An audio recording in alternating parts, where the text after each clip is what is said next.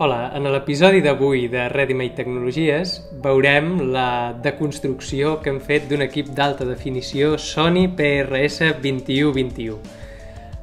Aquest és un aparell de l'era analògica, com vam poder veure una vegada l'havíem desmuntat a partir dels seus components i ja només de com estaven distribuïts aquests components en les plaques.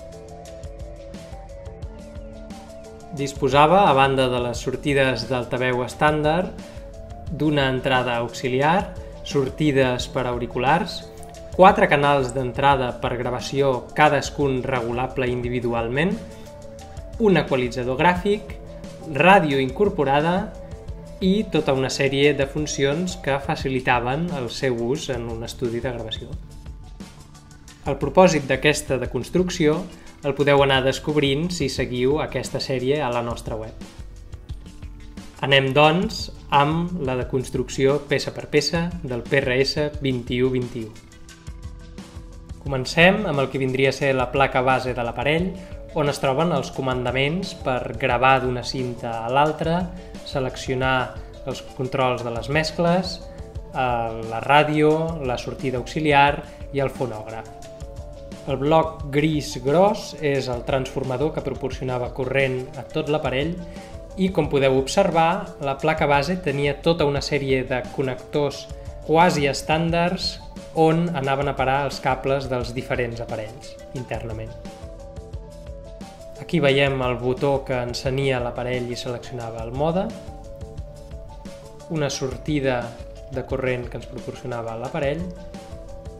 Observem també fusibles i les sortides dels altaveus LR.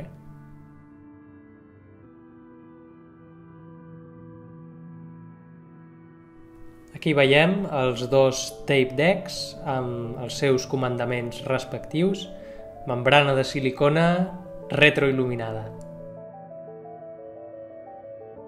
Per la banda del darrere de les cintes magnètiques podem apreciar els excel·lents motorets de 12 volts que tenim moltíssimes ganes d'aprofitar en futurs projectes. D'altra banda, potser hi ha alguna bobina magnètica o algun capçal que també podrà ser reaprofitat. L'amanida de cables que veieu ara porta cap a una de les peces més boniques. Els controls per al nivell de gravació i el màster, naturalment separats per canal, i un equalitzador gràfic de 9 bandes analògic, potenciòmetres lineals de primera fila.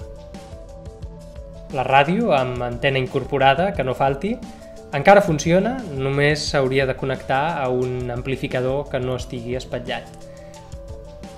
Em va fer particular gràcia el mecanisme per sintonitzar les diferents bandes. És una rodeta mecànica connectada a través d'uns fils, com podeu veure. L'amplificador, que pel poc que he pogut descobrir em sembla que és una de les peces que falla en aquest aparell.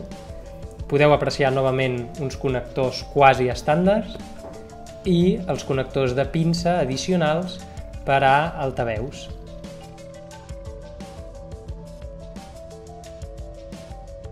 A continuació, una barreja de panells frontals, l'indicador de nivell, les entrades d'àudio, les sortides d'àudio i, finalment, el comandament del màster pel volum. Les preciositats que veureu ara són els comandaments per cadascun dels canals d'entrada. En realitat n'hi havia 3, ja que l'1 i el 2 eren l'esquerra i el dreta respectivament. El 3 i el 4, en canvi, eren canals estèreo de ple dret. Cadascun tenia controls per panning, aguts, baixos, selecció de sortida, nivell màster i un selector per si es volia aplicar l'efecte de l'equalitzador gràfic.